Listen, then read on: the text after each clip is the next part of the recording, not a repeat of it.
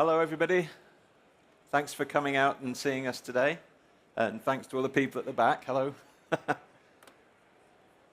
So I'm Giles. I'm from Bango. I spend my time looking at the subscription economy. And from that perspective, I'm going to talk to you a little bit today about what we're seeing. And in fact, today we're launching a new report. So you're going to be the first people in the world to see some new data today. So AI is reshaping the subscription economy in 3 stages. Firstly, it changes consumer value and what consumers value. Then it changes how they behave. And finally, and critically, it changes who owns access. And once access shifts, the entire market shifts with it. So I'm going to start off with some audience participation. So everybody get ready. What I want you to do is to show with your hand the response to this question. Who here pays for an AI subscription? That's everyone who's listening. Good. So 100%. Let me try a little bit more, okay? For everyone who just said yes, put your hand up if you pay for 2 or more subscriptions. AI subscriptions. 3 or more? 4 or more? That is amazing. So I'm going to show you some data in a minute from the US, which shows on average of people who are taking an AI subscription, they pay for 4 and use 5. I'm actually a super user. I'm closer to 11. So let me continue. So I mentioned this is a talk on which I'm relying on some data. This is the first of 2 surveys I'm going to talk about. So this is a survey of 2,000 AI pioneers. They've taken at least 1 AI subscription. And to them, the most important subscription in the world isn't Netflix. 67% of AI subscribers rank AI as their single most important subscription. And this one staggered me. 61% said they would cancel streaming before canceling their AI tools. So one last audience participation. Of those people who have an AI subscription, how many do you think, how many of you, or put your hands up, if you are spending more time with your AI than you are with streaming every day? Isn't that interesting?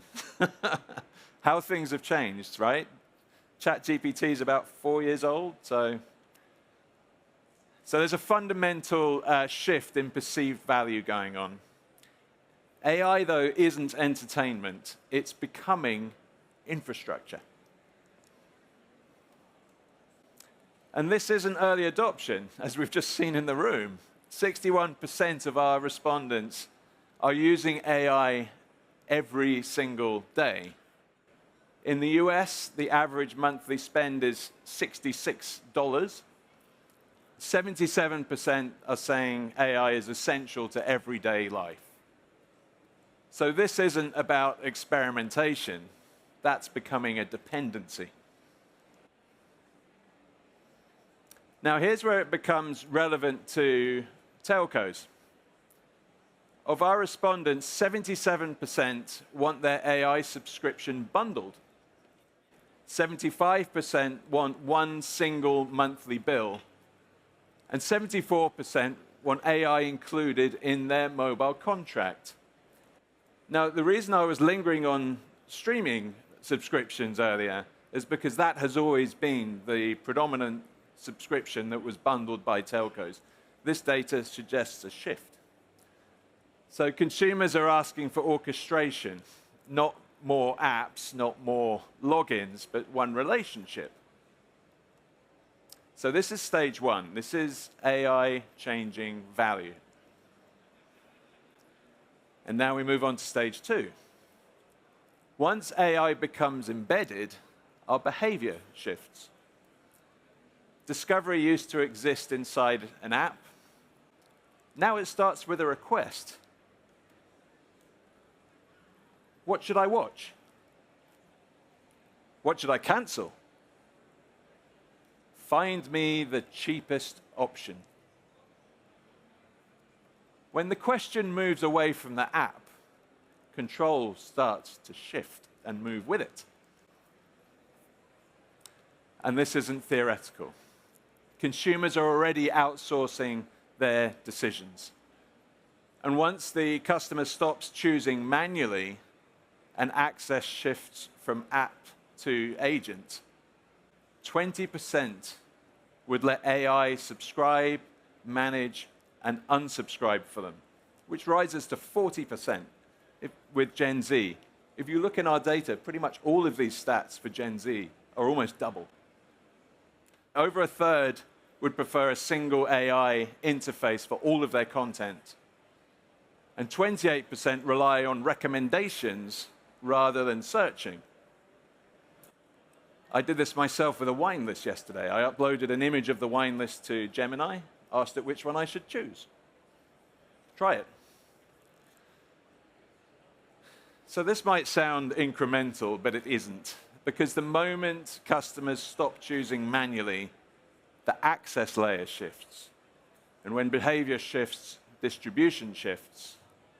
So that's stage 2. AI changes behavior. Which brings us to stage 3. For the past decade, if we wanted to subscribe to something, we would go to the App Store, or maybe go to a brand's website. We'd go to Netflix.com and subscribe there. What we're moving to now, the present, is a multi-channel approach to distribution of apps and subscriptions. Take, for example, Fox One and ESPN. Fox One launched last summer, a major sports subscription video on demand service, the first we've seen launch in a while. And Fox One launched in multiple channels. So firstly, they bundled with ESPN and sold it through their own channel and through ESPN's channel as a bundle. They then leveraged other channels, for example, telco, to bundle their product on day one. This was a day one multi-channel launch. We're seeing the same with HBO Max rolling out through Europe through multi-channel distribution.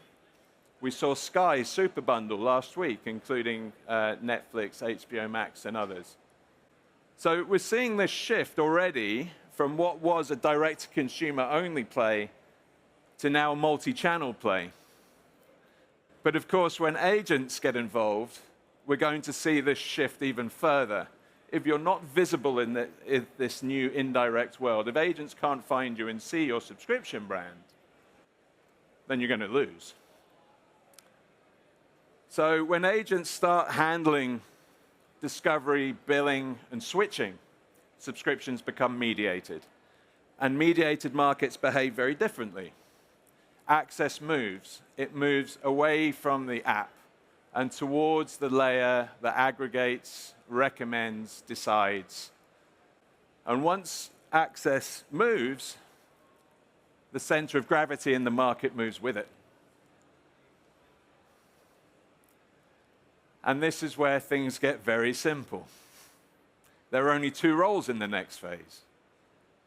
You either orchestrate the bundle, or you're bundled by someone else. Let me make this very real for any telcos in the room.